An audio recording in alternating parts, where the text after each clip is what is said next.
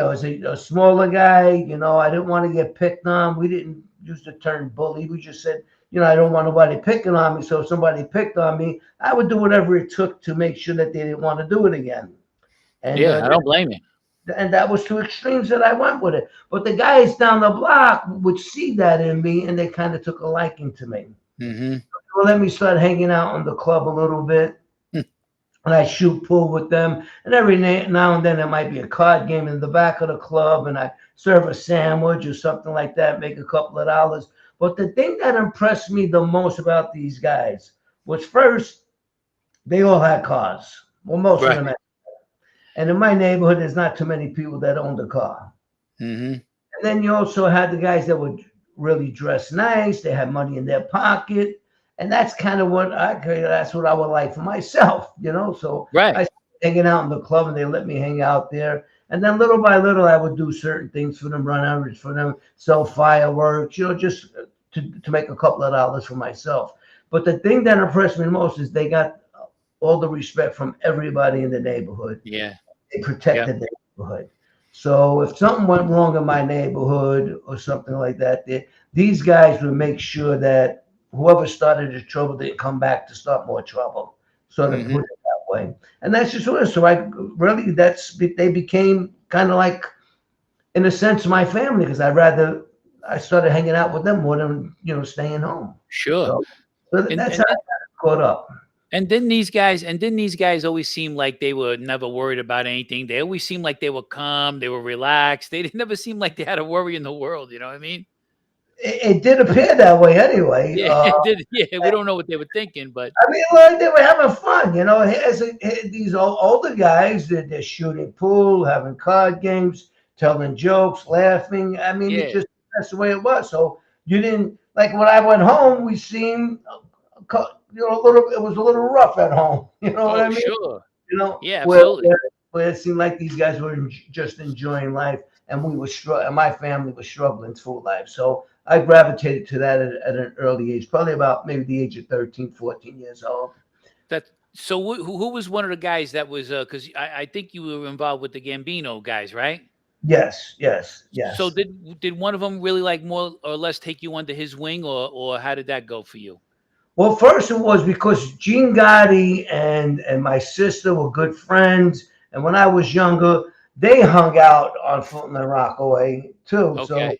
they would stay there and hang out on the stoop. So I knew about Gene Gotti. He was a pretty tough guy. And once again, it was gangs, and you would see gang fights in my neighborhood, and even on Right. my block with blacks and Hispanics and the white guys. So you would see that there. So Jeannie would be the first one that would come to my mind.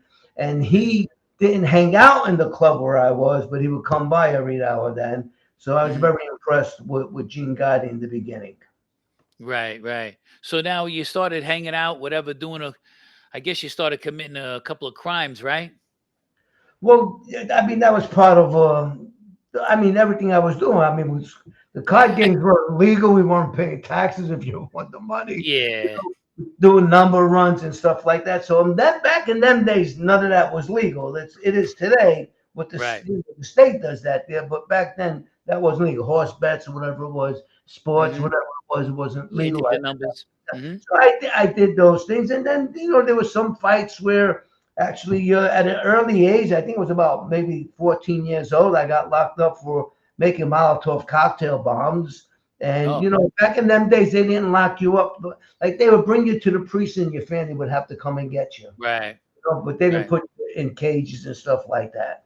And then you would go to family court. That happened to me a couple of times for the ages of 14 and I guess maybe 16 years old, where I had a couple of cases. One was for beating up somebody, um, and I had to go to family court. But those cases got dismissed, and nothing Yeah, really happened to me. And then that's the way. the club Right. closed down a little bit on Fulton Street, Okay. and a lot of them moved out. Like Gene Gotti had I think him and his brother had the club in Ozone Park, Mhm. 101st Avenue, and he brought me there a couple of times.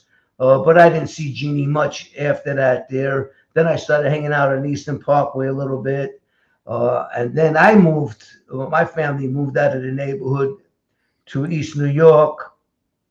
And then I started hanging out in Queens, Ozone Park, Queens.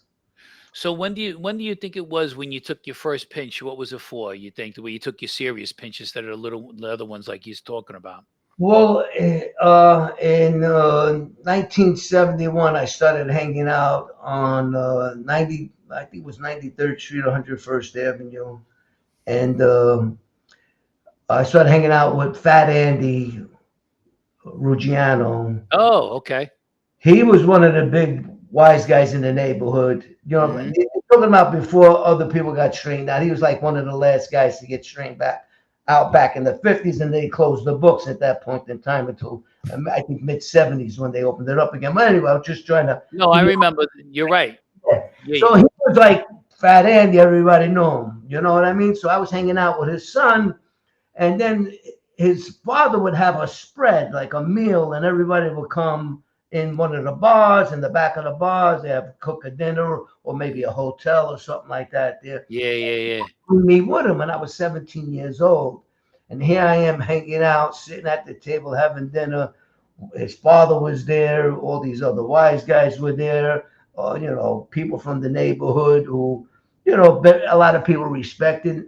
And I thought it was like, wow, Yeah, look where I am right now. You know what I mean? Hanging out yeah. with these Good guys, times. and a lot of them took a liking to me, so I got along with them, and then from there I started graduating. But my first thing that happened, and now me and Anthony and the little crew that we have, we would start going into bars and hanging out in bars. And of course, when you're hanging out in the bar, there's fights are going to start because you're drunk, they're drunk, whatever's going to go on, and That's that right. happened quite a few times. But there's one time uh, there was a fight in the bar, and well, actually, the fight was outside the bar, and somebody got killed. And me and my friend Little Joe was wanted for that killing. And Uh-huh. Anthony's father took control of the situation and hit us out for about a year and a half, close to 2 years. Little Joe got pinched because he started hanging out back in Queens, and me, I got pinched for possession of a weapon, and I had phony ID at the time, Hmm. and I got locked up, but they didn't know who I was. They thought I was John Rosado, and I got out on bail.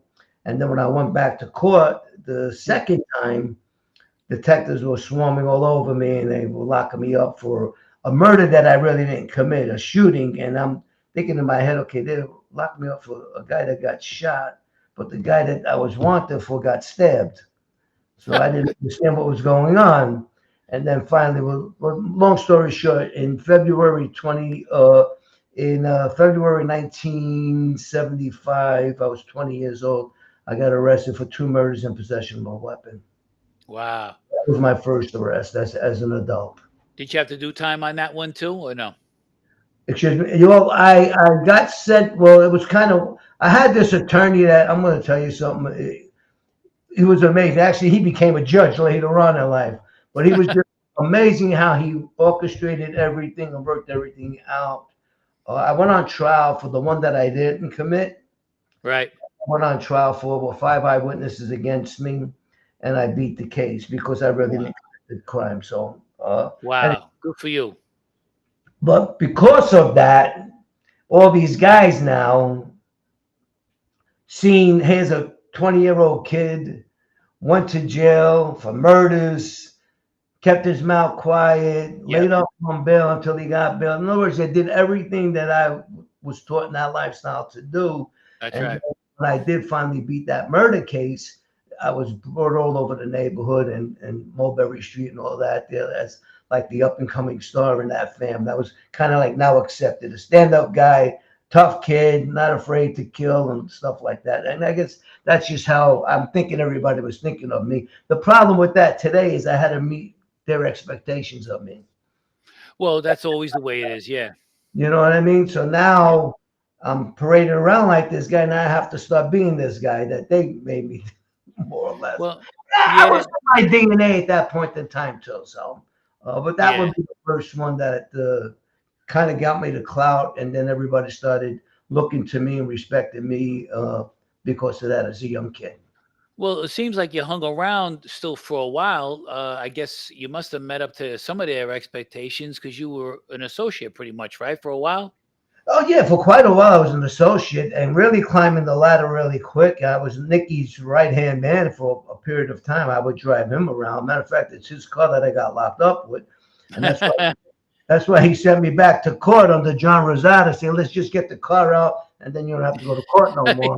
But that didn't work out too good. So, but anyway, Yeah. yeah. So yeah, I was paraded around, hanging out on Mulberry Street, with all the big guys. I don't like using names, but I guess for your audience to understand, we're talking about Neil Delagrosse, Charlie West, Mike Talley. I mean, all these captains and Yep. underbosses, and they all loved me. I just hung out with them, and they gave me the respect, and of course, I gave them respect. And I knew that there's one thing when you're around those type of people, you keep your mouth shut and you just Yep. listen. Well, they do have a way of making you feel pretty good too, right? I mean, giving you, being around these kinds of guys and giving you that leg up, showing that, you're all able to stand on your own, and it makes you feel pretty good. Yeah, I think I became a legend in my own mind.